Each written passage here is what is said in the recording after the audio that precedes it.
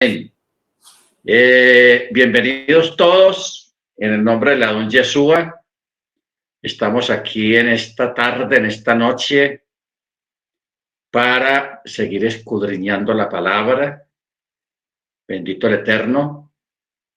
Estamos con cierta ansiedad sobre algunas cuestiones que necesitamos saber.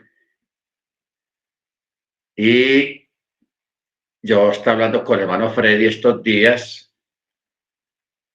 sobre el asunto del tal apagón. Un apagón que de hace años, yo recuerdo que hace mucho tiempo venían hablando de eso, de que se avecina o va a ocurrir de pronto un apagón. La Biblia sí habla de tinieblas en la tierra, ya en el libro de Apocalipsis capítulo 16. Pero ese evento es un evento de carácter apocalíptico, o sea, se va a realizar en la gran tribulación. Vamos a mirar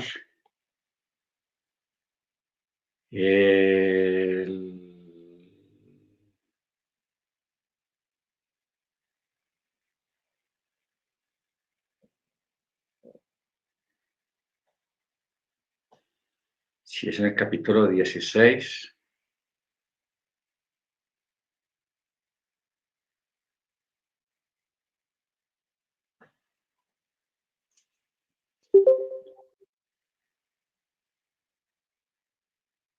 Porque el capítulo 16 habla de las plagas parecidas a la... Hermano Freddy, ¿me ayudas a encontrar el texto de las tinieblas en la tierra en el libro de Apocalipsis?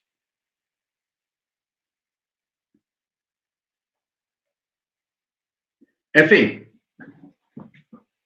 pero por aparte de esto es un evento, el apagón que está aquí en Apocalipsis es unas tinieblas naturales muy parecidas a las que hubo en Egipto, que eso la estuvimos mirando en la parachá antepasada, de las grandes tinieblas. Pero este apagón no es un apagón natural, sino es un apagón, llamémoslo cibernético. ¿Qué quiere decir la palabra cibernético? De que van a quedar afectados los satélites, va a haber un apagón de carácter de Internet. Si no hay Internet, no hay luz, o si no hay luz, no hay Internet.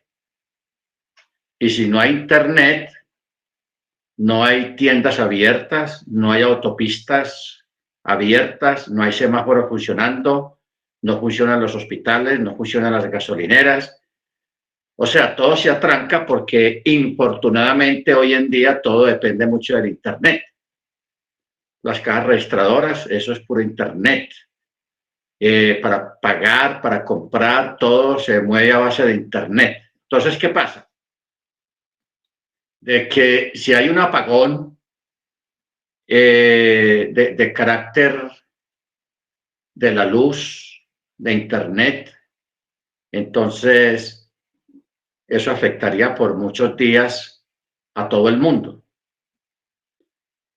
Este apagón es algo planeado para poder implementar cuando se encienda otra vez todo va a estar diferente, posiblemente las cuentas en los bancos, el dinero ya valga menos, haya perdido su valor.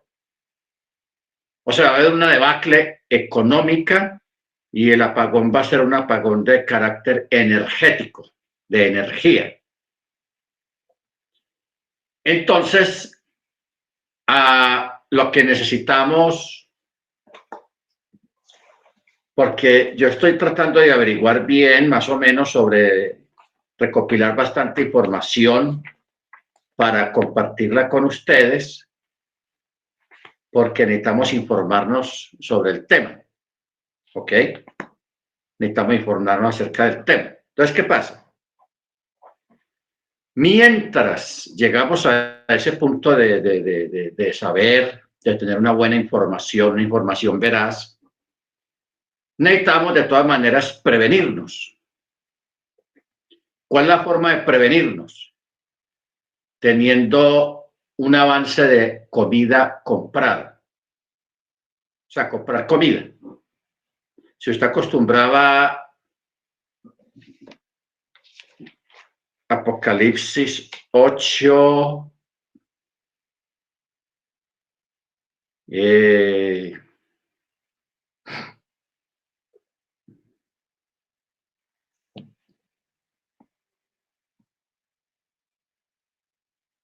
8:12, dice: y el cuarto ángel tocó la trompeta y fue herida la tercera parte del sol y la tercera parte de la luna y la tercera parte de las estrellas. La palabra clave aquí es que fue herida. Herida. La tercera parte del sol, la tercera parte de la luna y la tercera parte de las estrellas, para que se oscureciera la tercera parte de ellos y el día no resplandeciera en su tercera fase, y asimismo la noche. Cuando uno mira este texto 12, está hablando de unas tinieblas naturales, de carácter natural, pero no total. No es una oscuridad total. Entonces,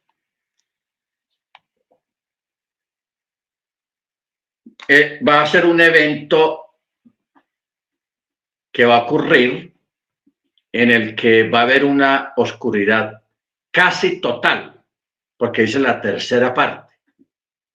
O sea, queda un cuarto de solamente, habrá un cuarto de luz en toda la tierra.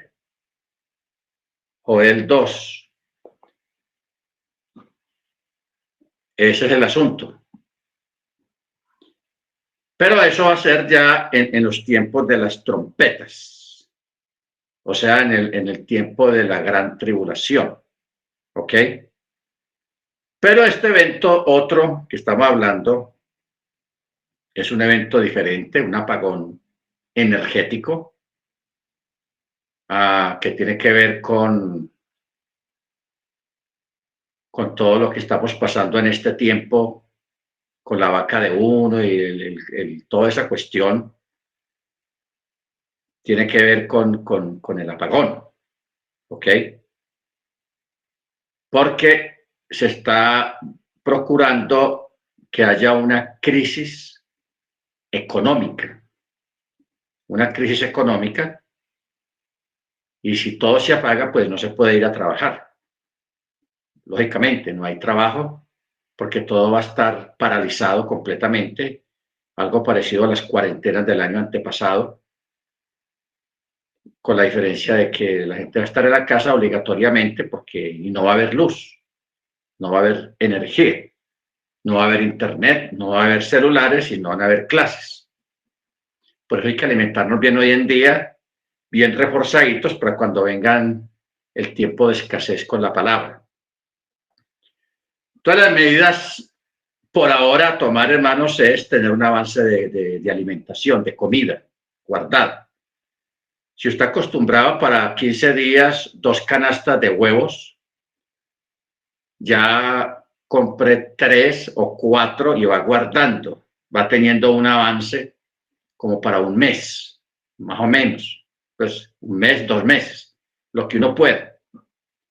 Igualmente con otros productos de la canasta familiar, que usted pueda tener un avance guardado ahí, que eso no se va a perder, porque usted lo va a ir consumiendo. O sea, usted sigue mercando después y lo que va consumiendo lo va reponiendo, pero tiene ese avance ahí.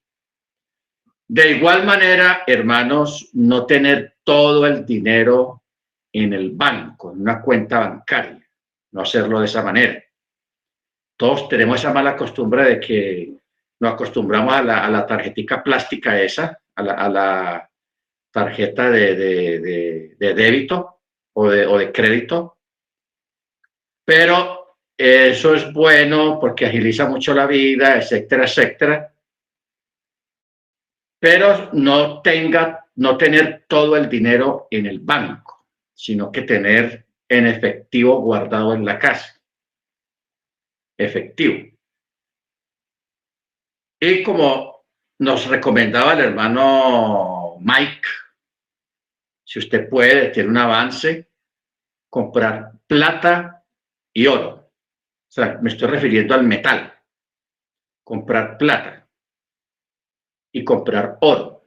Si usted tiene cadenas de oro, anillos, esclavas, todo eso, no los venda, guárdelos, que eso en un momento dado, dentro de un tiempo, ese va a ser su salvación, le va a ayudar mucho. Porque el dinero ya no va a servir y con lo único que se va a poder negociar es con especies. En este caso, que usted tenga cosas, que usted tenga petróleo guardado, gasolina guardada, que usted tenga mucha comida guardada, que usted tenga oro guardado o que tenga plata guardada. No me estoy refiriendo a los billetes, sino al metal, la plata. ¿Ok? Tener eso guardado. No decirle a nadie que usted tiene plata, que tiene oro, que tiene tanto guardado de mercado, de víveres. Eso no se puede decir a nadie.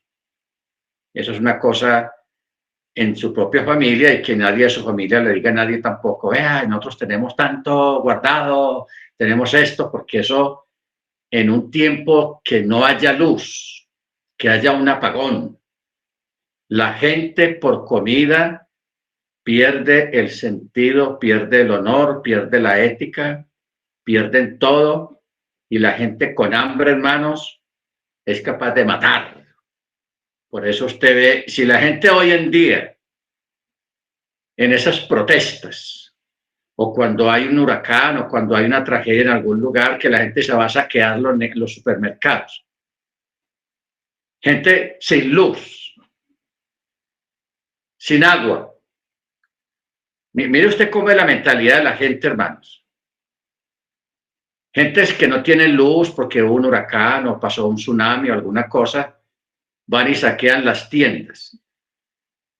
En vez de ir a buscar mercado, comida, usted los ve con televisores, con ropa, con cosas eléctricas, como si eso fuera comida, como si eso se pudiera comer. O sea, eso es una necedad, hermanos. Es una necedad. Pero mucha gente sí, porque mucha gente, hermanos, no tienen sabiduría, no guardan. Nosotros estamos hablando de esto porque el Eterno es muy grande con nosotros, pero allá afuera hay miles de personas despistadas completamente que viven al día, no tienen nada guardado porque no les importa nada, porque no saben nada, etcétera, etcétera. Y llega el momento de que pasa una cuestión de estas, hermanos, y esa gente se le acaba la comida porque tienen poquita, y esa gente no se va a morir de hambre, esa gente va a salir a la calle a saquear, a robar, a matar por comida, ¿ok? Y donde digan, vean, en tal parte hay comida, van y matan allá donde les dijeron que había comida. Entonces, por eso es que usted no puede hablar del tema con nadie. Si mucho, hablarlo entre nosotros, pero con un vecino, con un amigo, no. Haga eso porque esos son los que te van a buscar. Si pasa algo, son los que te van a buscar y te van a ir a robar y a matar por comida o por lo que tengas guardado. O sea, una de las mejores cualidades que nosotros debemos de tener como hombres y mujeres de Torá es el silencio, la prudencia, no hablar, no decir. Todo lo que usted haga en aras de una prevención, hágalo calladito, no le diga a nadie, que nadie se dé cuenta tampoco, etcétera, etcétera. No que usted es un egoísta, eso no es egoísmo, eso es prudencia, tacto, pero eso no es egoísmo. Porque mira, a mí no me olvida, hermanos, a nosotros nos pasó un cacharro, eso fue en Hialeah, en Miami. Creo que fue con Katrina, el huracán Katrina, que se hizo mucho daño. allá en Miami, y que fue lo que dañó New Orleans. Allá cuando va a haber un huracán, eso se sabe desde 10 días antes que viene un huracán. Y eso la cantaleta y la repetida por la televisión, guarden agua, guarden esto, y en fin, eso lo informan muy bien como para que nadie diga que no sabía. Le dice a la gente, luego yo mismo en la comunidad, en la congregación, yo le dije a los hermanos, vayan, compren comida, agua, guarden y prepárense, porque ese huracán puede ser muy fuerte. Hermanos, y yo les dije mucho a los hermanos también allá desde el púlpito, y la televisión repita y repita, y pasa Katrina, y eso acabó hasta con el nido del gato allá en Miami. Mucha destrucción, se fue la luz, no había agua. Y una familia de la congregación no guardaron agua, no compraron comida, no compraron velas, no hicieron nada. Y no porque no tuvieran dinero, sí tenían dinero, pero hay gente muy responsable.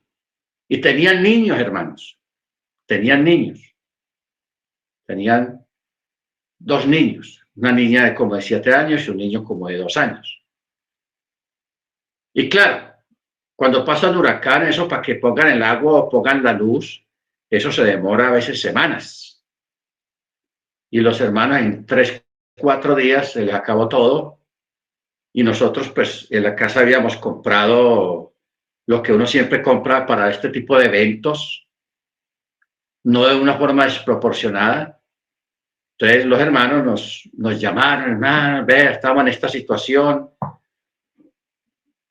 Y eso es maluco. Nosotros no les dimos que no fueran a la casa, ellos sí se fueron para la casa y todo eso, pero lo que nosotros habíamos comprado eso se fue rápido, porque nosotros habíamos guardado para 3 personas.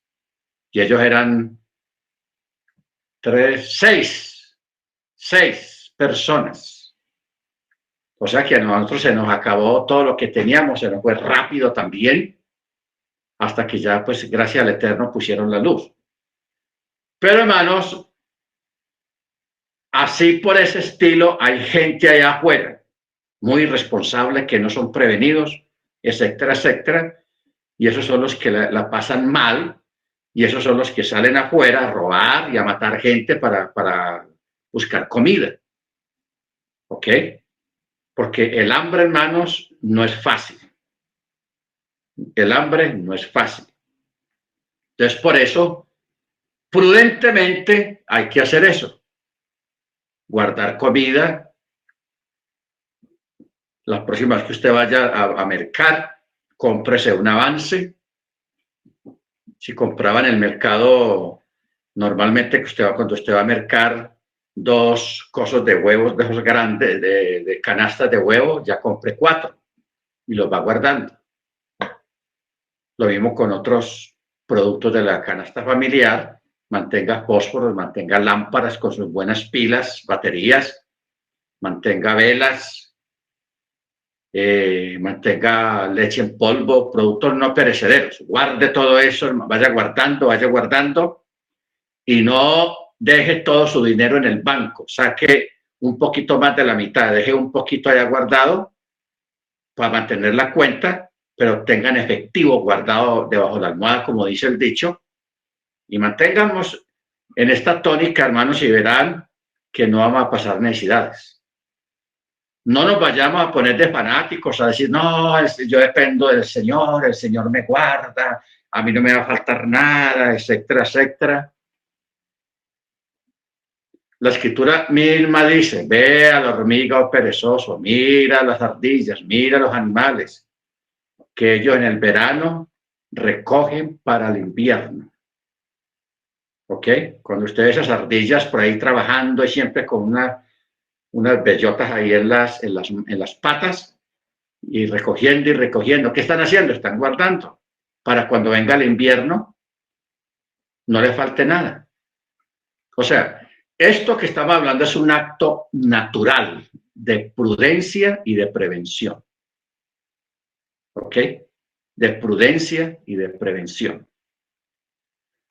para que no pasemos necesidades ni seamos carga a nadie. No le seamos carga a los hermanos por nuestra falta de tacto y nuestra falta de sabiduría. Eso no es bueno. ¿Ok, mis hermanos? Entonces, vamos a tener esto en cuenta. Hermana Jennifer, ¿tú ibas a decir algo? No, More. No, Es que no me escuchan.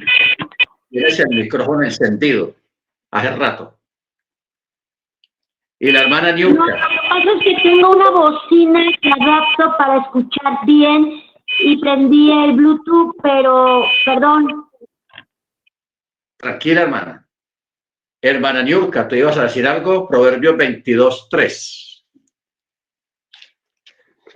A ver qué dice Proverbios 22:3.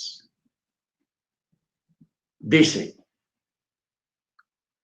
el rico y el pobre se encuentran, a todos ellos los hizo Yahweh. El prudente ve el mal y se aparta, los simples siguen y llevan el daño. Amén. Bendito el Eterno. 22:3, sí. Ok. Bueno, vamos a mirar la cita de Joel 2:2. Joel 2:2. Dice: día de tinieblas y lobreguez, día de nublado y de densa oscuridad, como negrura que se extiende sobre los montes.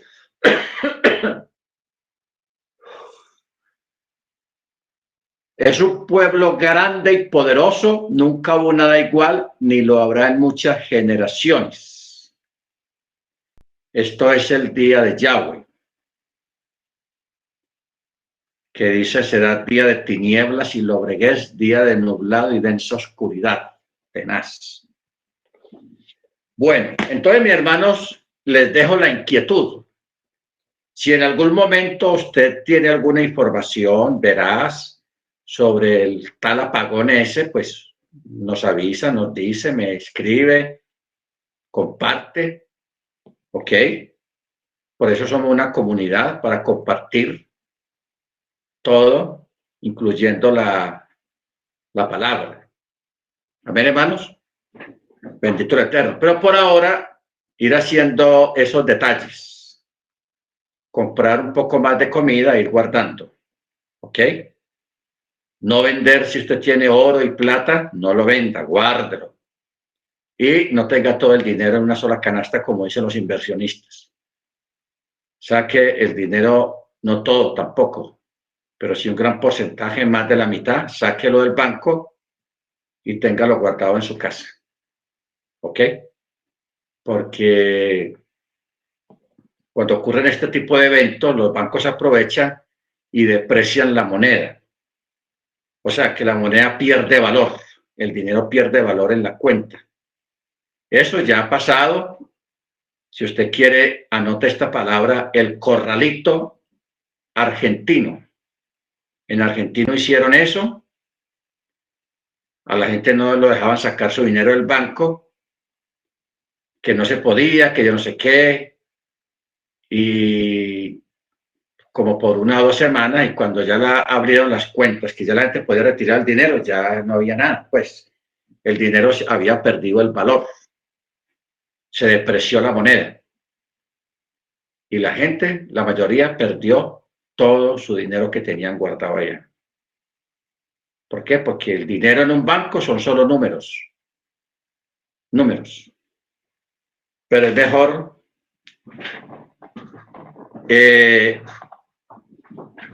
algo en la mano que 100 volando. Pájaro en mano que 100 volando.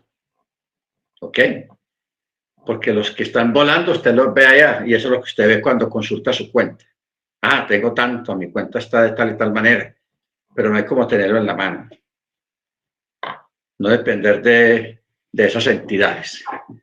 Muy bien, hermano, vamos en este momento a orar Vamos a darle gracias al Eterno y al mismo tiempo vamos a pedirle al Eterno sabiduría, revelación. Necesitamos tanto discernimiento en este tiempo para discernir la palabra, para que el Eterno nos muestre cosas, eventos que vayan a ocurrir, que no nos cojan desubicados, que no nos cojan despistados, sino que el Eterno sabe que nosotros queremos prevenirnos, que nosotros queremos saber las cosas antes de que pasen para poder prevenirnos. Amén.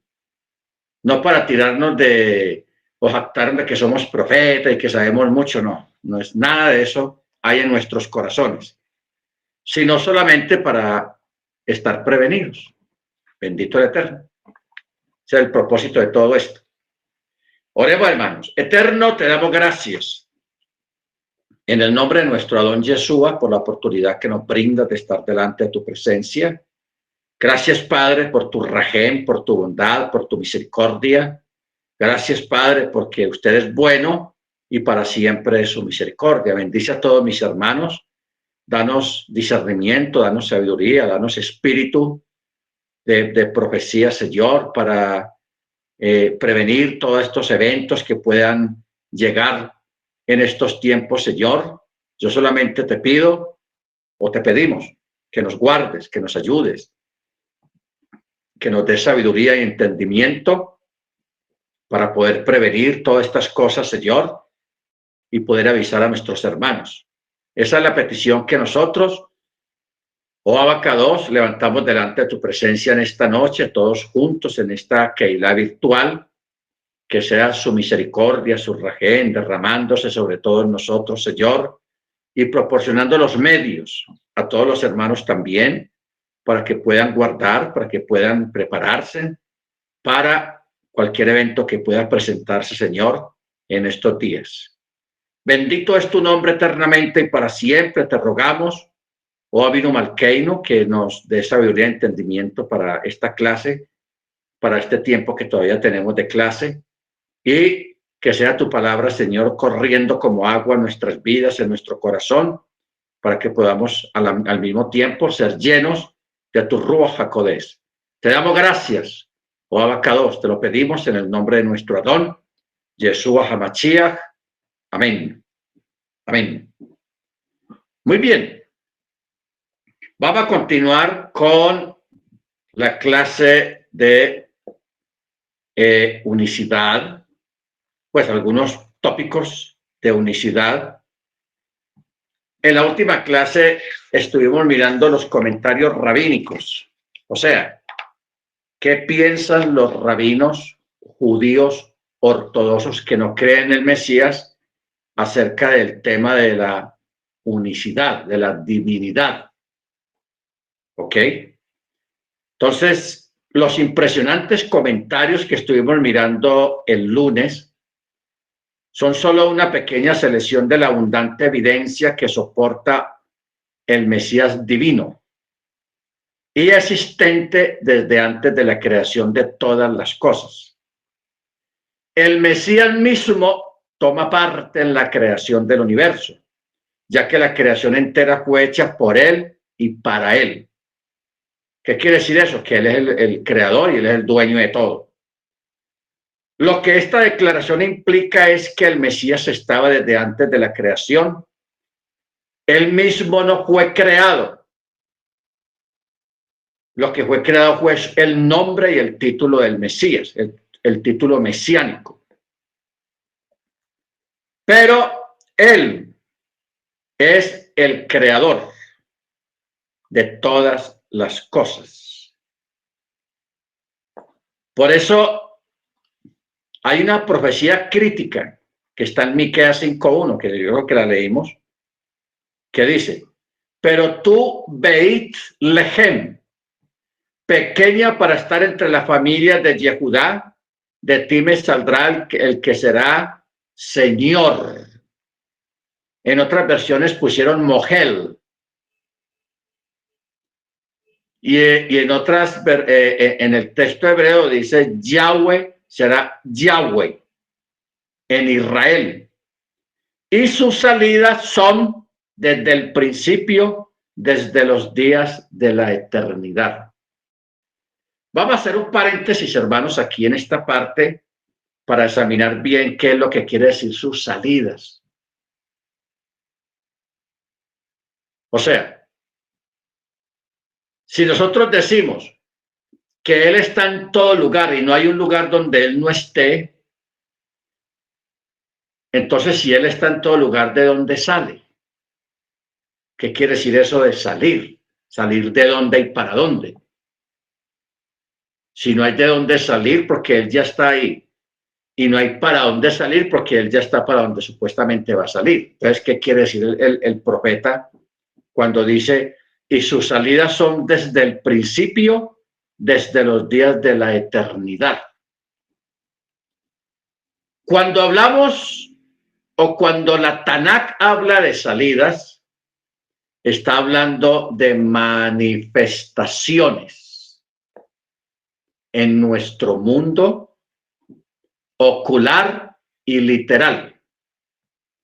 Porque no pensemos que el mundo donde el Eterno es, en esencia, es igual al nuestro. No. Este mundo donde nosotros estamos, donde hay atmósfera, hay luz, hay espacio, hay tiempo, hay agua, hay montañas, hay animales, hay aire, hay vientos. Ese es un mundo que Él creó. Entonces nosotros no podemos reducirlo a Él como que Él forma parte de este mundo en forma dependiente. No, Él creó esto. Este mundo, esta burbuja en la que nosotros vivimos, porque es que la Tierra es una burbuja donde nosotros vivimos. Pero fuera de esta Tierra, los planetas, la Pleiades, el Orión, la Osa Mayor, Arturo y todo eso por allá en el infinito, en el universo, allá todo es muy diferente. Allá no hay atmósfera, allá no hay aire, sí hay espacio, pero no hay atmósfera, no hay oxígeno, no hay lo que hay aquí en este planeta. Porque esto lo creó Él. ¿Ok? Entonces, como Él en esencia es diferente a todo lo que nosotros conocemos en nuestro mundo, dentro del cual vivimos y dependemos de Él, entonces cuando habla de salidas, son desde el principio, está hablando de manifestaciones a nuestra dimensión, a nuestro mundo, a nuestro estado.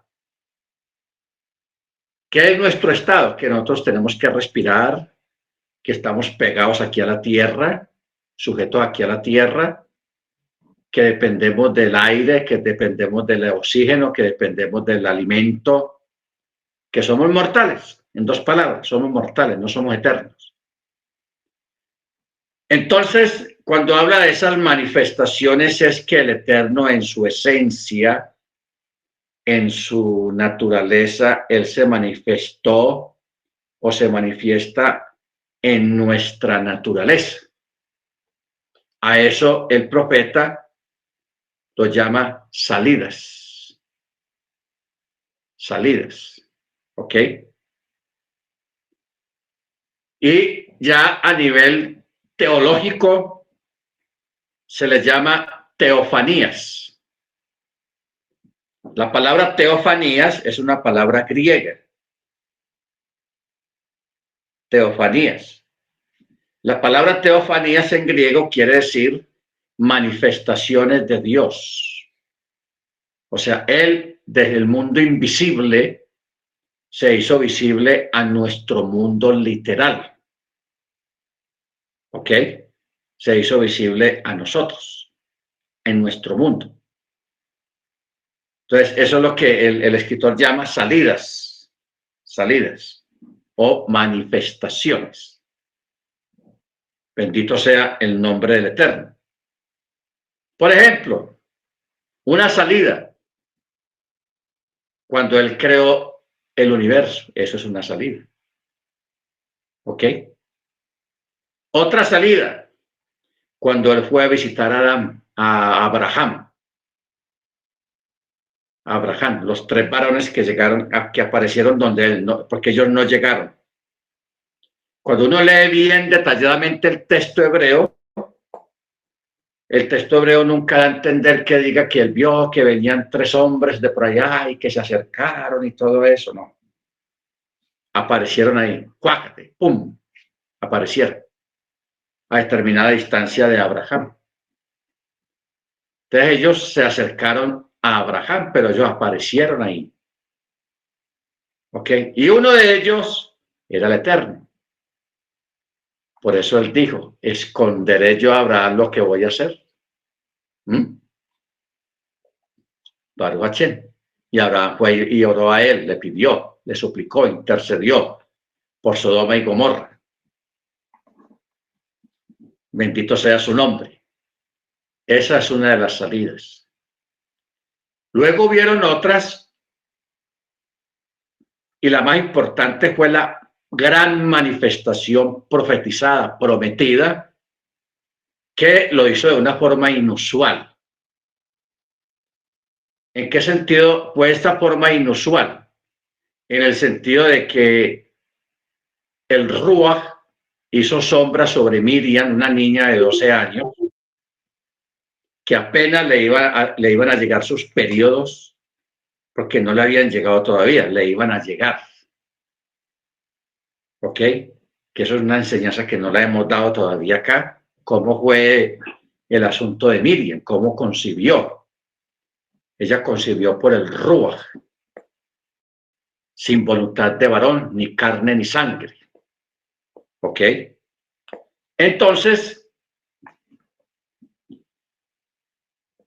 fue una manifestación inusual en el sentido de que de allí nace un niño, normal como son todos los niños aquí en este planeta Tierra, y se sometió a ese aprendizaje que sufrimos todos los seres humanos de gatear, de caminar y de andar en esto, de aprender cosas normales que aprendió un niño y crecer y esperar hasta los 30 años. Claro, para nosotros es mucho tiempo, 30 años,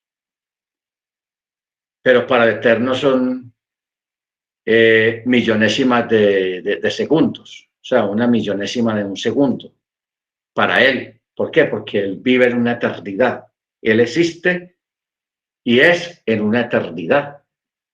Para el 30 años es menos de lo que dura un parpadeo. Pero para nosotros es mucho tiempo.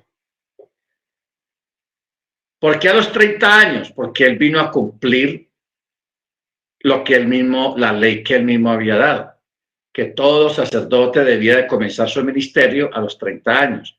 Yohanan el Inmersor también comenzó su ministerio a los 30 años. ¿Ok? Todo cumpliendo la Torá fielmente.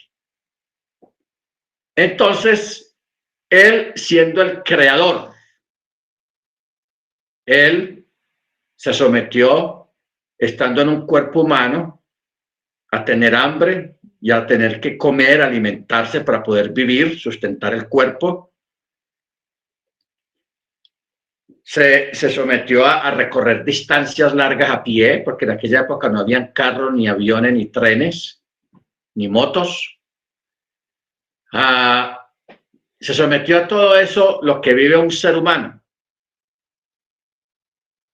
Ya a los 30 años que comienza el ministerio, ya él comienza a hacer milagros muy poderosos, milagros por el Ruach HaKodesh, de sanar personas con diferentes enfermedades, que eso para él es pan comido, porque él fue el que creó el cuerpo. Y el que creó el cuerpo, él sabe cómo debe ser cómo se arregla un cuerpo, cómo se repara un cuerpo. Y él lo hacía simplemente a través de su palabra. Pero también él operó milagros, operaciones milagrosas, ¿qué diferencia hay entre una sanidad y un milagro o operaciones milagrosas? Las operaciones milagrosas tienen que ver con alterar el orden natural de la naturaleza. ¿Qué tipo de alteración? Por ejemplo, en la multiplicación de los panes y de los peces, que de una canasta, de una forma sobrenatural, salían y sacaban y sacaban y sacaban panes y saca y los panes nunca se acabaron, los peces tampoco se acabaron.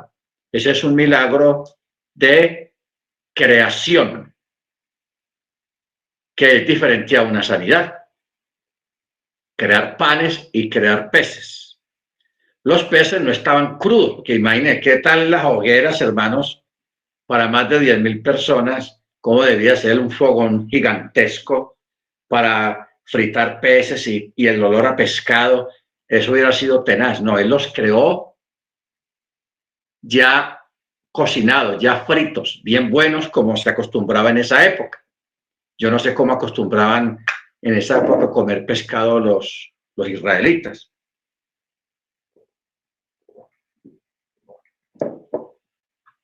Entonces, los peces salían ya listos para consumir y calientes.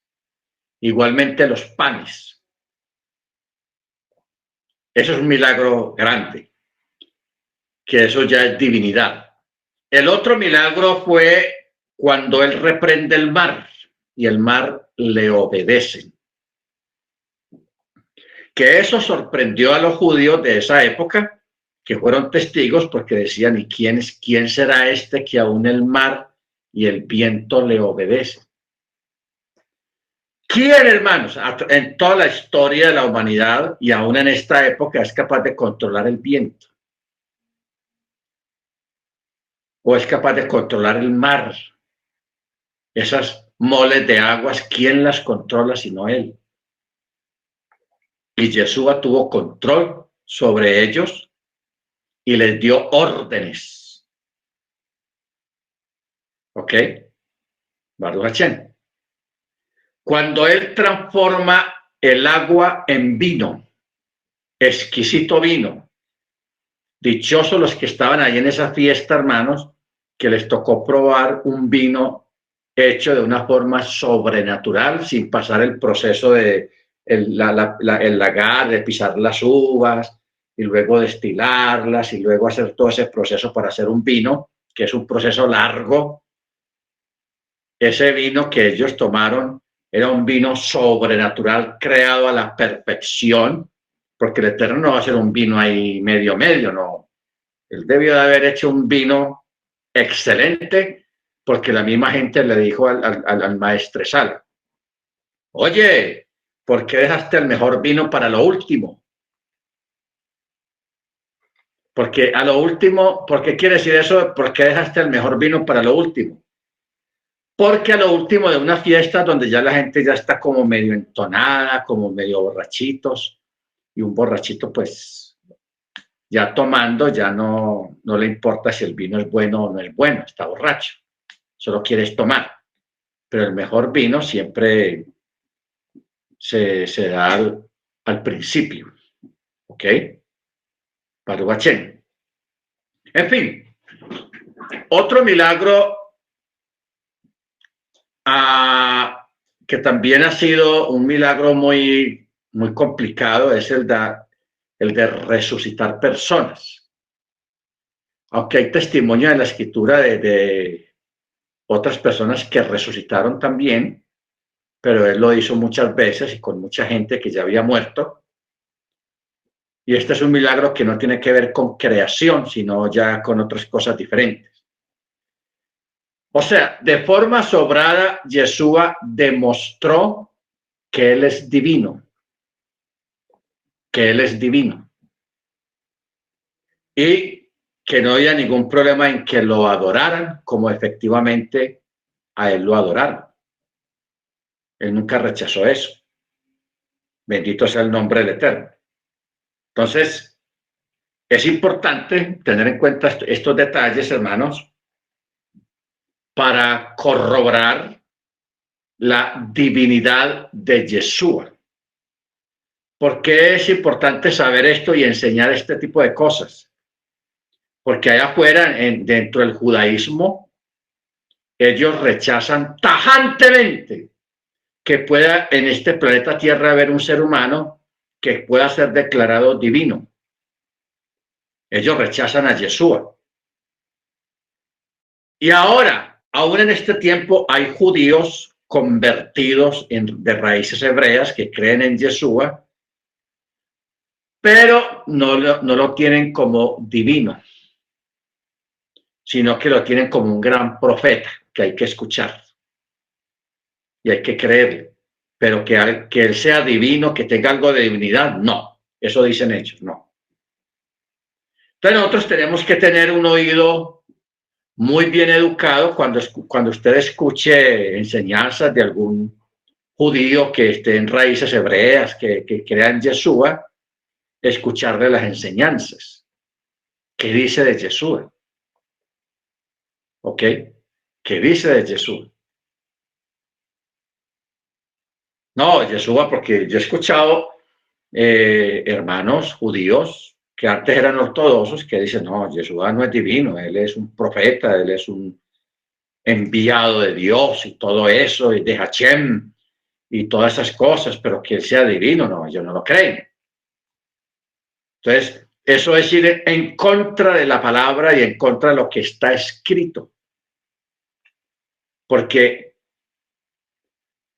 no sé cómo hacen esas personas que dicen creer en Yeshua, que dicen aceptar el Brit Hadashah, el nuevo pacto, el Nuevo Testamento, y que traten de negar que Yeshua sea divino, ya siendo que la misma escritura lo está diciendo. ¿Ok? El mismo Juan, capítulo 1, está claro. Colosenses, está claro. Y varios textos que hemos leído estos días que dice que Yeshua es Yahweh directamente, de una. Mire, por ejemplo, este texto de Judas 24, no, Judas 25, o Yehudá, dice, al único Elohim, hablando de Yeshua, nuestro Salvador, sea la gloria, la majestad, el dominio, el poder en Yeshua Hamashia, nuestro Yahweh, desde antes de todos los siglos, ahora y por todos los siglos. Amén. Hermanos, esas son palabras impresionantes acerca de Yeshua. Ahora, luego en Juan, primera de Juan 5:20, vamos a mirar este texto, sin afán.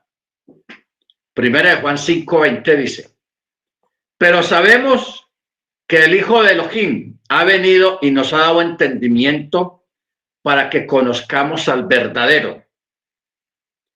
Y estamos en el verdadero, en Yeshua Hamashia. Este es el verdadero Elohim y la vida eterna. Ojo con este texto. Este es el verdadero Elohim y la vida eterna. Esta es una de las pocas partes donde no dice directamente Yahweh, sino Elohim. ¿Ok? Elohim, el verdadero Elohim y la vida eterna. Amén. Baruch Hashem. Muy bien. De acuerdo con el pechat de este texto de Miqueas 5:1, el gobernante vendrá desde Beit Lehem, o sea, de Belén, para gobernar a Israel, y su origen es desde la eternidad. El término Miyamei Olam literalmente significa que él estaba desde antes de la creación del universo. Miyamei Olam, porque ese es el término que dice desde los días de la eternidad. Así dicen en el texto hebreo, Miyamei Olam. O sea, días, muchos días. Miyamei Olam. Lo que estamos demostrando o mirando en este estudio es resaltar de que Yeshua HaMashiach no es un hombre cualquiera, ni tampoco un ungido más dentro de tantos, hablando de los profetas, sino que Yeshua es, por un lado, divino. Él es Él, desde antes de la creación del mundo, y todas las cosas por Él fueron hechas. Asimismo, cuando vamos al texto hebreo, nos damos cuenta de las pruebas tan contundentes acerca de su divinidad como de su persistencia en el Olam, o sea, en la eternidad. Esto lo vimos en parte en el estudio del marrano Kocher. O sea, una de las grandes virtudes de este estudio, que este estudio a través del texto hebreo y de versos que uno no se imaginaba que hablaban de unicidad de Yeshua, lo habla, pero en el texto hebreo. ¿Ok? Por eso este estudio del marrano Kocher es muy interesante, muy importante que ustedes lo miren y lo repitan y lo vean, etcétera, etcétera, porque de verdad que allí hay una gran cantidad de información que nos puede ayudar a entender lo que llaman misterio.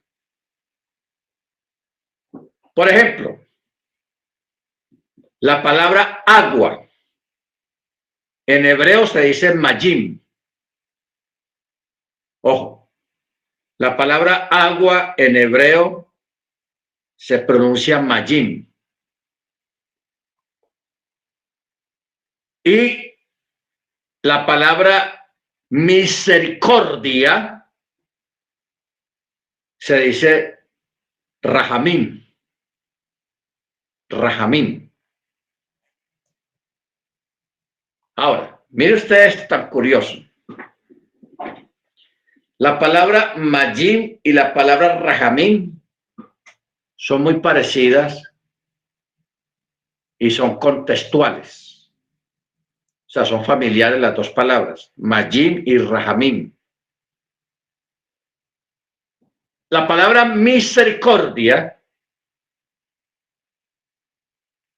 que está hablando de aguas también, porque rahamim está hablando de aguas. Entonces, menciona de que Yeshua es el último redentor que no solamente trajo agua, sino que de hecho él mismo es agua viva, como dice en Isaías 55:1. A todos los sedientos venid a las aguas, y los que no tienen dinero, venir, comprar y comer, venir, comprar sin dinero y sin precio vino y leche. Pero dice, vengan a las aguas. ¿Cuáles aguas?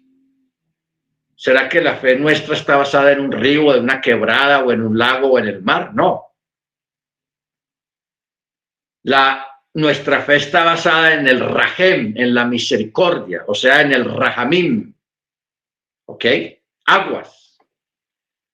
O sea, el contexto de este texto de Isaías 51:1 está en los evangelios cuando Yeshua dice el texto, y en el último y gran día de la fiesta, o sea, la fiesta de Sukkot, Yeshua se puso en pie y dijo, el que creyera en mí conforme a las escrituras, en su interior correrán ¿qué?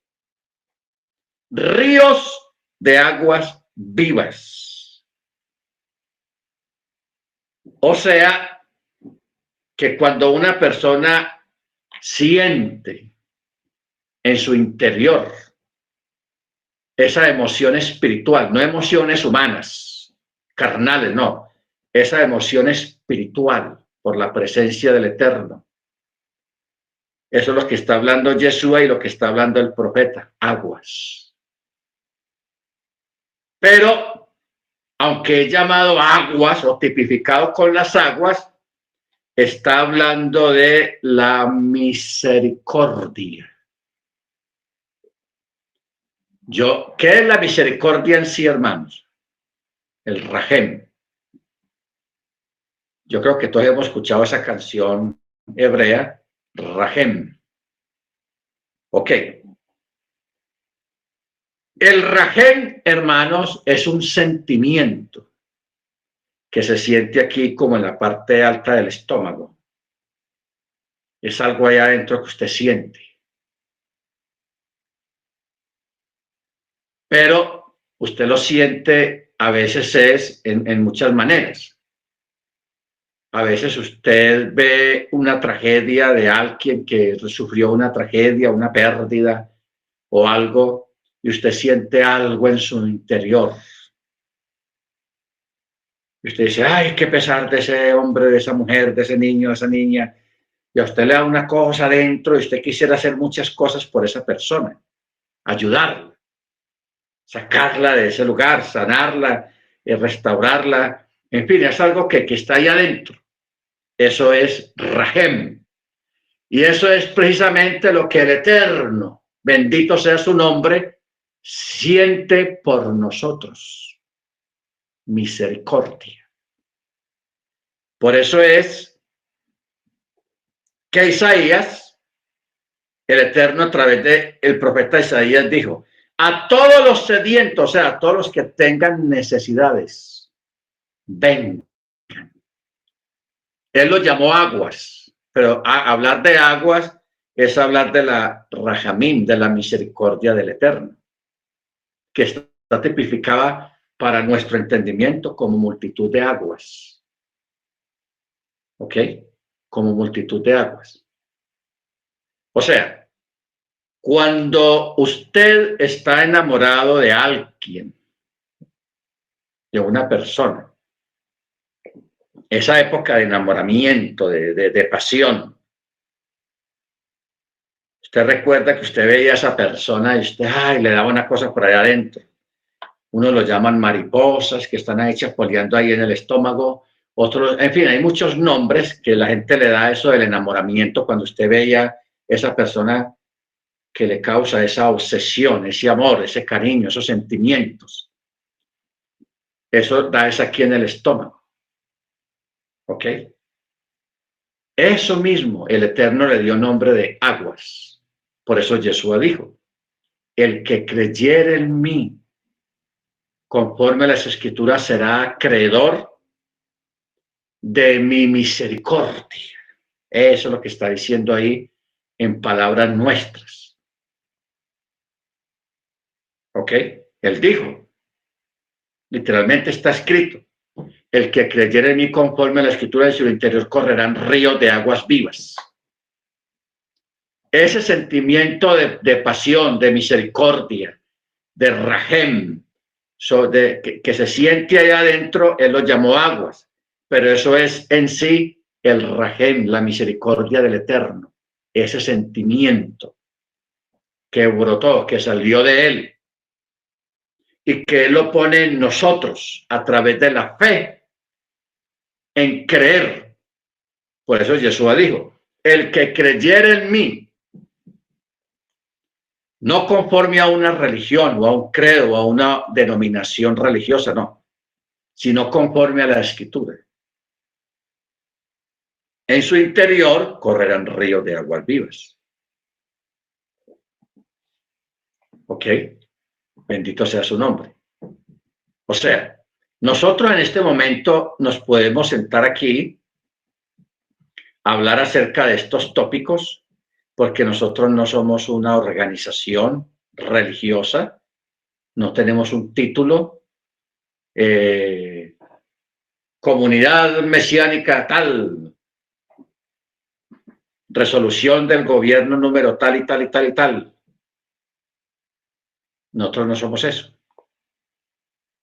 Entonces podemos hablar libremente, simplemente de una fe no atada a gobiernos humanos, sino una fe que está basada literalmente en la palabra, en la Tanakh y en la fe en Yeshua. ¿Ok? Bendito sea su nombre. O sea, Yeshua, como último redentor, no solamente trajo agua, o sea, trajo el rajem, sino que él mismo es el rajem. Por eso los sabios y los mismos salmistas, ellos decían que no entendían la misericordia del Eterno, o sea, no entendían ese sentimiento que emana de él sobre los mortales, sobre los pecadores, nosotros que somos tan volubles, que somos tan problemáticos, que somos tan decepcionantes para otras personas, que somos tan pecadores, que somos tan de lo que somos cada uno de nosotros. Mas, sin embargo, él, con todos esos errores o horrores que nosotros somos y que él conoce, mas, sin embargo, él, con todo eso, él tiene misericordia de nosotros, tiene rajem por nosotros. Porque si él hubiera sido uno de nosotros, nos había mandado a volar hace tiempo, hermanos. Nos hubiera mandado a dar piso a todos. Porque realmente somos inmerecedores de su misericordia.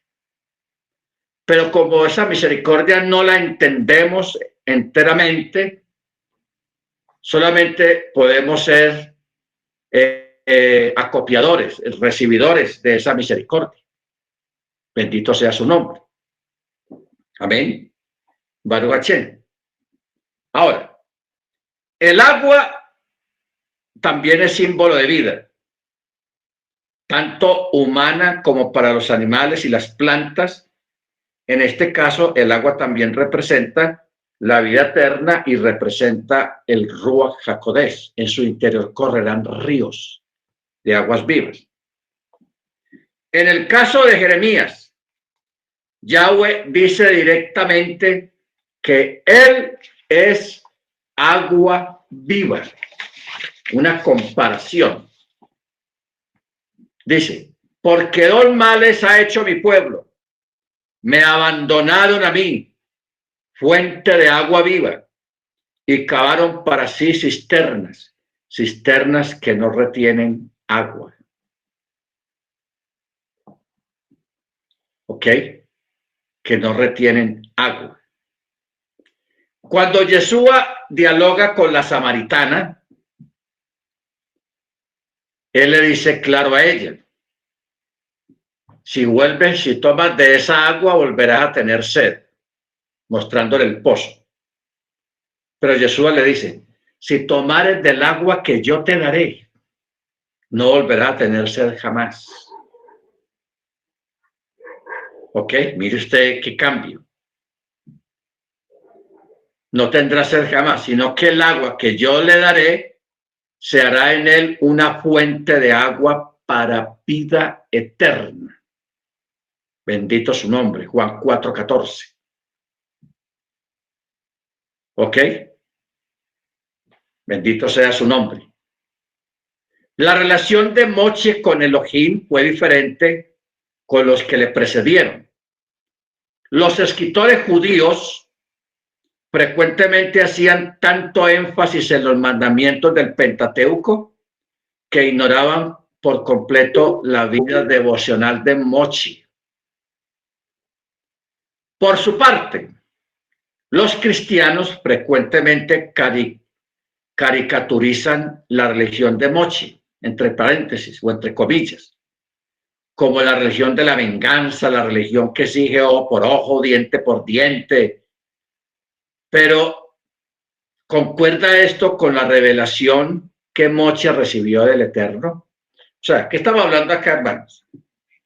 La gente a veces ve la Torá como un cúmulo de mandamientos, no haga esto, no haga esto, no haga esto, y haga esto así, y haga esto así, como órdenes, puras órdenes. Y hágalo, y hágalo, y hágalo, y no lo haga, y bueno, la gente se imagina eso. Pero la gente nunca piensa o se habla poco acerca de la vida devocional o la relación devocional de Moche con el Eterno. Estamos hablando de su relación, de su vida espiritual. de su vida espiritual. ¿Ok? Entonces, en las etapas tempranas de su vocación, o sea, de Moche oyó la palabra de Elohim, que le dijo, yo soy Yahweh, y me aparecía a Abraham, a Isaac y a Jacob como el Elohim todopoderoso. Mas por mi nombre Yahweh no me di a conocer a ellos. ¿Ok?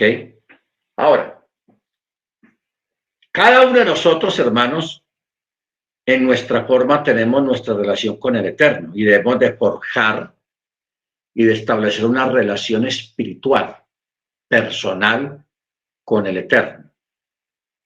Yo no puedo obligarlos a ustedes o decirles a ustedes de que ustedes tienen que relacionarse con el Eterno como yo lo hago. No, todos somos diferentes. Todos nos expresamos también de forma diferente. Y todos hacia el Eterno tenemos sentimientos muy diferentes. ¿Ok? Muchos de ustedes obedecen la Torá por muchos motivos, no todos por el mismo motivo, sino hay otros que lo hacen por otros motivos, por otras causas, otras motivaciones.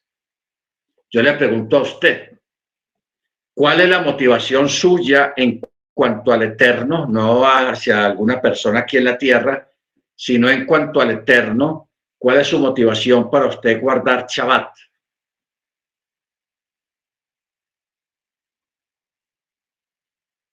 Usted lo hace, bueno, usted dirá, no, yo guardo Shabbat pues porque ahí está escrito y hay que hacerlo. Esa puede ser su respuesta. Otro puede decir, no, yo celebro Shabbat porque yo amo al Eterno, porque el Eterno me ama, porque yo he entendido que es un mandamiento que a Él le agrada, que Él lo estableció y a mí me gusta, a mí me encanta. Yo me siento muy bien espiritualmente en el Shabbat, siento esa cercanía con Él y todo eso. Esa puede ser la respuesta de otros.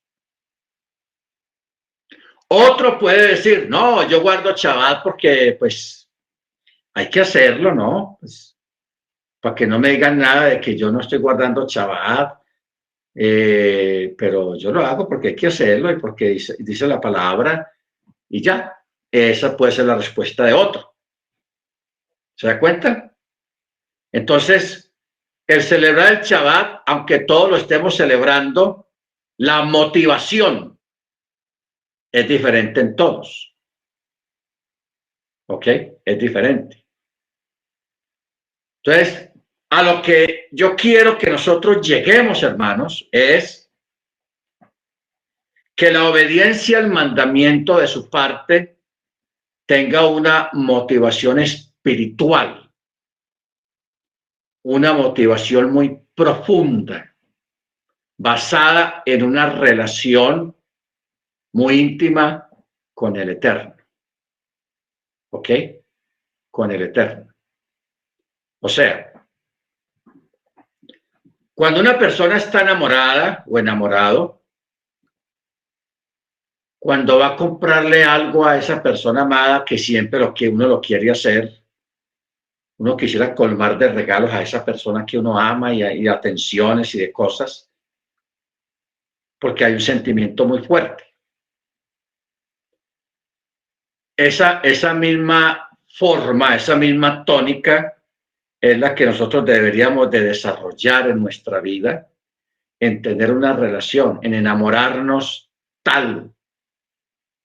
en tal forma del Eterno, de su palabra, que usted no lo va a llenar a él de regalos, porque él no necesita regalos, aunque está profetizado cuando dice Shiloh, que quiere decir traigan regalos al terrible, al supremo. Pero nosotros sabemos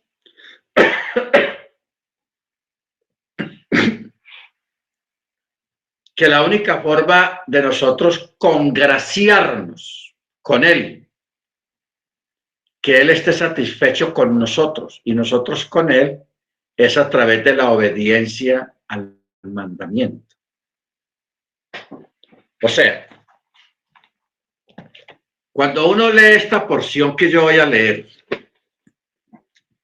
esta porción, hermanos,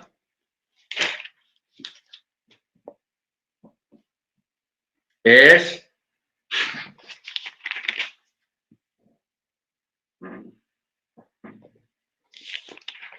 como unas palabras personales de parte del Eterno, como una conversación cariñosa de persona a persona, de Él hacia usted. Mire, Isaías 56. Mire usted lo personal que Él está hablando acá, hermano. Es que hay que mirar bien la palabra.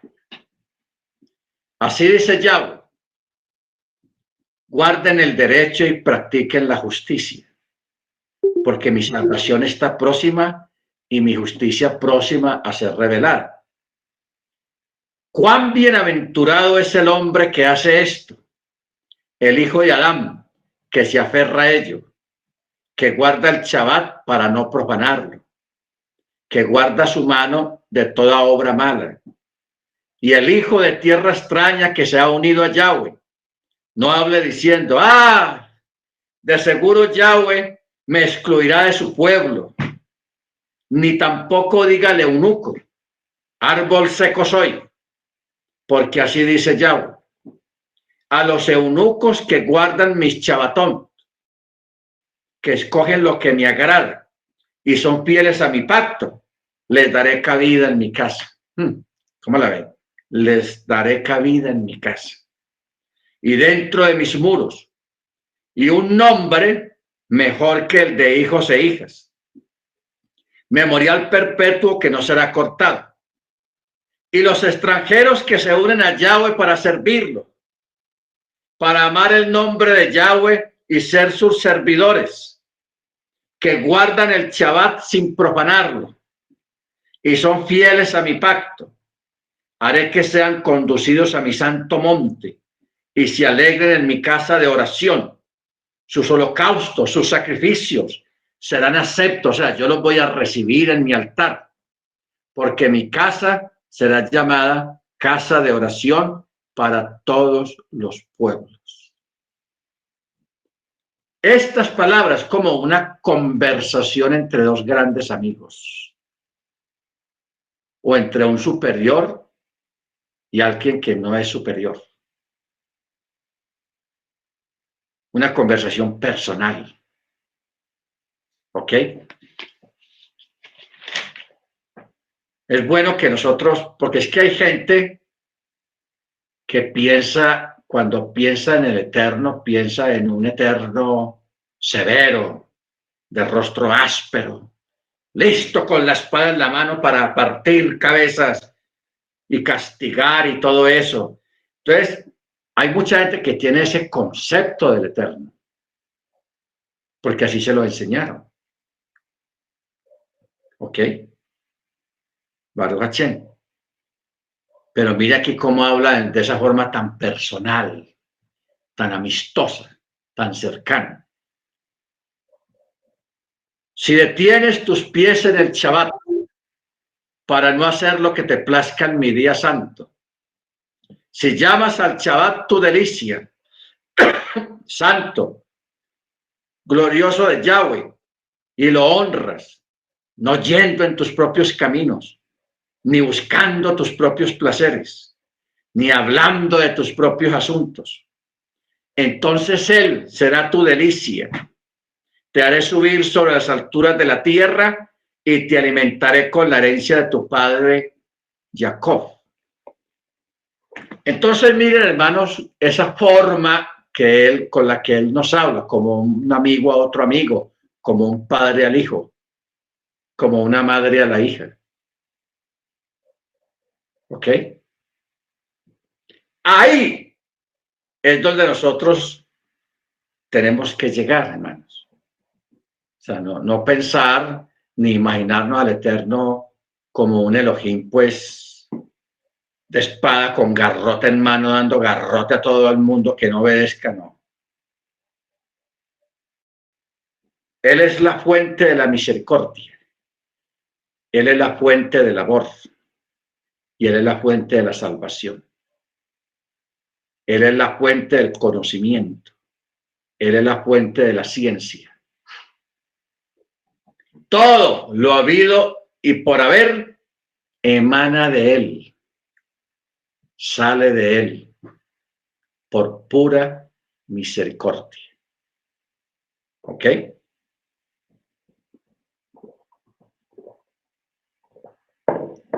Por ejemplo, cuando a mí me preguntan, ¿por qué el Eterno en la Iglesia Católica, en la Iglesia Cristiana y en muchos lugares hay gente que es sanada? Porque la Escritura lo dice. Acuérdese allá, esa Escritura allá en los Evangelios, donde aquella gente que se está justificando, las que quedaron afuera, que encontraron la puerta cerrada, que ellos trataron de entrar y la voz les decía, no los conozco, no los conozco. Pero Señor, en tu nombre hicimos milagro, en tu nombre hicimos esto, en tu nombre hasta nos bautizamos. Y él insista, no los conozco. En ese momento les dice, no los conozco. Entonces, nosotros no podemos adjudicar esos milagros al diablo, a los demonios tampoco. No hay que ser tan ignorantes ni tan, bueno, ignorantes. Entonces la pregunta es, ¿qué pasa ahí? Porque no todos los milagros que hayan allá afuera lo hacen los demonios, porque los demonios también hacen milagros, pero no todos son de ellos. Hay milagros dentro del pueblo católico que el mismo Eterno los hace. Hay milagros dentro del pueblo cristiano evangélico que el Señor mismo los hace. Porque al menos en el cristianismo evangélico no están acudiendo a un ídolo, sino que están acudiendo al Eterno, a Yeshua, así sea pronunciando mal el nombre, pero lo están haciendo, están acudiendo a Él mentalmente, ellos están acudiendo a Yeshua. Porque nosotros, el hecho de que nosotros sepamos que el nombre correcto es Yeshua, no vamos a pensar de que Él no puede manifestarse a alguien que no lo llame por su nombre y entrar en ese fanatismo, hermanos. La gente que es fanática, el fanatismo viene de la ignorancia. La ignorancia produce fanáticos. Pero la mayoría de esos milagros, hermanos, vienen de parte del Eterno. ¿Por qué? Por pura misericordia. Eso es lo que decía David, que es el hombre para que lo visites. Y el Hijo del Hombre que es el hombre para que tenga de él memoria, del Hijo del Hombre para que lo visites. O sea, él se preguntaba eso porque él se daba cuenta de todas estas cosas que estamos hablando. ¿Ok? Porque él veía al ser humano en su maldad, en su desobediencia, en su rebeldía, contumaces, etcétera, etcétera. Pero en un momento dado, cuando clamaban al Eterno, el Eterno les concedía, los sanaba, les ayudaba, lo que fuera. ¿Ok? Entonces ellos, estas personas se preguntaban, pero ¿qué es Él? ¿Cómo Él es capaz de hacer cosas que nosotros no somos capaces? Y no estamos hablando de milagros, sino en el sentido de que en la parte de los sentimientos, en la parte del rajamín, como leímos el texto ahora, rajamín. O sea, en el Eterno hay un sentimiento tan grande por los seres humanos, que aunque nosotros nos consideremos indignos por lo pecaminosos que somos, por lo malos que somos, aunque nosotros nos consideremos indignos, hermanos, Él tiene un sentimiento tan grande por nosotros. ¿Sabe por qué? Porque Él, cuando hizo a Adán, lo hizo a imagen y semejanza de Él. ¿Ok? No en la parte física, sino en la parte intelectual. Nos dotó de sabiduría, de ciencia, de conocimiento. Mire usted a su alrededor cómo está rodeado de cosas fabricadas, cosas hechas, desarrolladas por la mente humana, la inteligencia que el Eterno le dio a los seres humanos. O sea, Él en el ser humano forjó y desarrolló todo lo mejor de Él. Lo puso en nosotros. Lo que ha ocurrido, hermanos, es que nosotros, desagradecidos, malagradecidos, nos hemos alejado de Él. No le damos la talla ni la medida. ¿Ok? Pero usted nunca se atreva a descalificar un milagro que ocurra en una iglesia cristiana, en una iglesia bautista, en una iglesia metodista, en una iglesia pentecostal. No descalifique eso, porque eso es pura misericordia del Eterno. ¿Ok? Porque el Eterno hace milagros, le concede milagros aún a los islamistas, a los hindúes, a toda esa gente que anda en otras cosas, en otros rollos todos raros, religiones extrañas, pero la misericordia del Eterno sobrepasa cualquier entendimiento humano y cualquier denominación humana aquí en la tierra. ¿Y cuál es la clave de todo? Que Él mira es el corazón de la persona. Él mira el corazón de la persona. ¿Ok? Por eso está escrito un texto.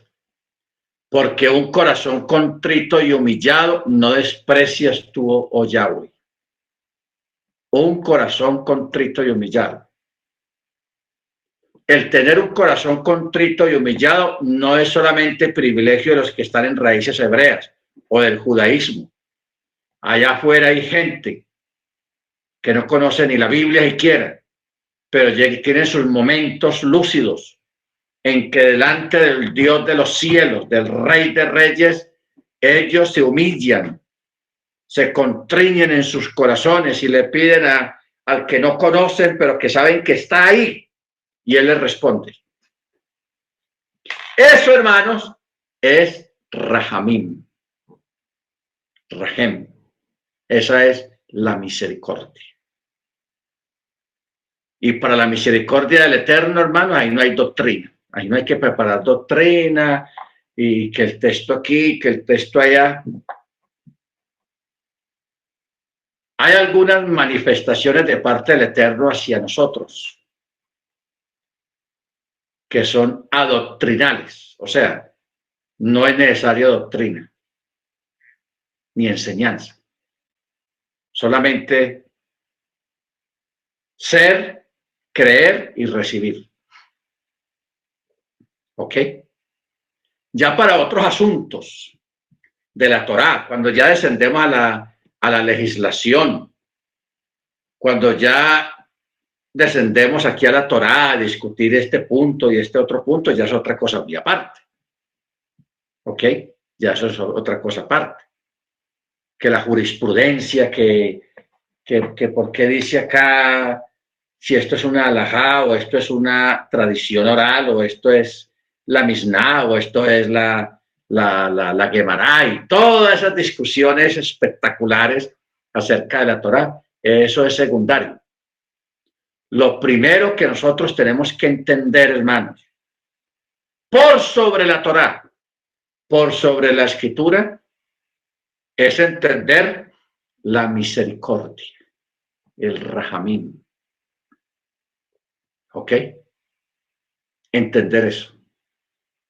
Eso sí, eso ahí sí no tiene discusiones rabínicas, ni apologética, ni doctrina, ni nada. Solamente entender su misericordia y cuando nos acerquemos a Él, hagámoslo con un corazón contrito y humillado, que Él no lo va a despreciar. Amén. No lo va a despreciar. Bendito su nombre. Porque si Salomón se extrañó cuando él oraba inaugurando el templo, él decía, yo entiendo que tú en tu grandeza, este edificio, para ti es muy pequeño, es minúsculo en comparación a tu gloria. Pero si te ha placido morar en este lugar, bendito sea tu nombre. Aquí estaremos siempre. El mismo Salomón no entendía, pero él sí sabía la grandeza y la magnificencia del Eterno. Él sí entendía todo eso. Y se asombró en su misma oración, en sus mismas palabras de lo que estaba diciendo cuando estaba inaugurando ese santuario, donde de verdad se manifestaba literalmente la gloria, el kabod del Eterno. ¿Ok? Ahora, nosotros estamos ya en otra dimensión. Ya no tenemos que ir a un edificio para ver la gloria, el humo que descendía, el fuego y todas aquellas cosas espectaculares. Ya no tenemos necesidad de eso. Sino que ya ahora cada uno de nosotros nos hemos convertido en ese santuario, en ese templo. Que no lo honremos como deberíamos de honrarlo, yo sé, yo entiendo eso, somos ignorantes, no hemos entendido cabalmente nuestro lugar en el universo, en el cosmos, nuestro lugar en su presencia. Pero hermanos, usted, todos nosotros, sois templo del Ruach HaKodesh, merecedores de su Rahem, de su Rahamim, de su presencia. No porque lo merezcamos en sí, sino por la fe en la que estamos caminando y por su pura misericordia de Él hacia nosotros. Amén. Entonces, por eso es importante a veces pensar en la relación, o sea, en la vida espiritual, en la espiritualidad de Mochi. O sea, cómo oraba él, cómo era su relación con el Eterno. Porque la Escritura no da muchas pistas, pero sí hay algunas cuantas. Primera de Reyes 8:27.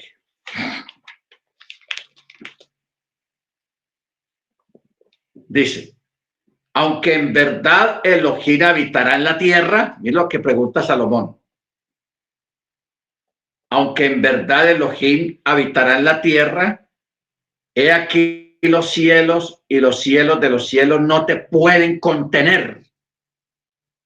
¿Cuánto menos este edificio que he edificado? Decía Salomón.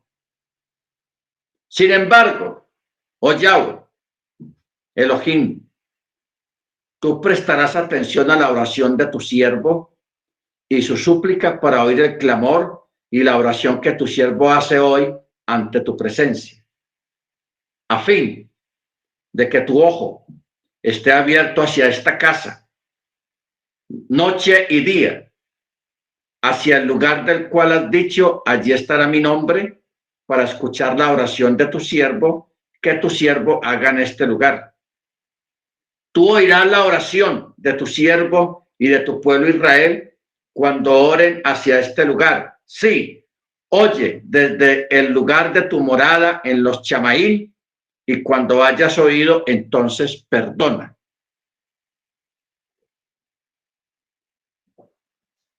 O sea, el pueblo hebreo tuvo el privilegio de tener un lugar a donde ir y porque allí realmente se manifestaba el Eterno, literalmente, y ellos veían esa manifestación con sus ojos y con sus oídos. Nosotros nos tocó otra fase de tiempo y otra forma, como lo ratificó Yeshua, hablando con la samaritana. Vendrán días en que los verdaderos adoradores adorarán al Padre en espíritu y en verdad. Adorarán en espíritu y en verdad. ¿Qué quiere decir en espíritu y en verdad?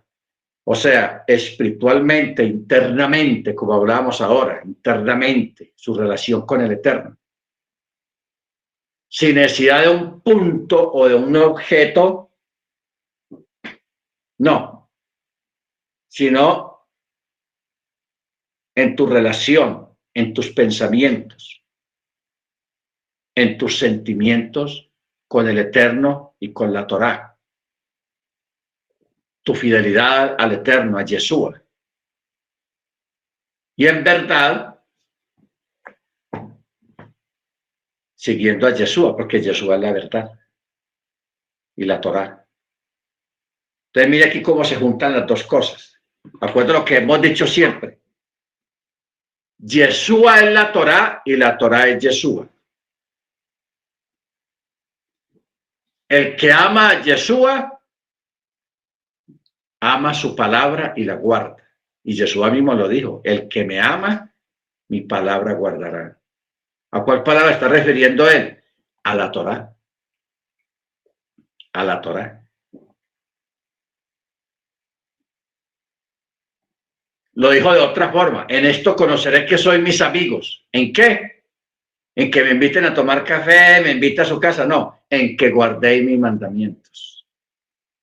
En esto conoceré que sois mis amigos, en que guardéis mis mandamientos. Si me amáis, guarda mis mandamientos. La Torá. Amén, hermanos. Mire usted qué principios y qué forma tan magistral el Eterno reveló su palabra para que nosotros entendiéramos la forma y el camino de estar verdaderamente relacionados o en relación con Él. ¿Ok? En relación con Él. A los hombres y a las mujeres se les enseña cómo relacionarse unos con otros a nivel familiar, a nivel comunitario, a nivel social, a nivel conyugal de parejas, a nivel de noviazgo, y eso se le enseña a la gente, que hay que hacer esto, que el respeto, que, bueno, todas esas cuestiones que todos sabemos, y eso es lo mismo que nosotros tenemos que aprender también, cómo es nuestra relación con el Eterno, cómo nos vamos a relacionar con Él. ¿Ok? Ya están las palabras. Si me aman, guarde mis mandamientos. Amén, hermanos. Baruch Hashem. Bueno, vamos a parar acá. Vamos a darle gracias al Eterno. Vamos a pedirle al hermano Ángel Cruz, que está allá en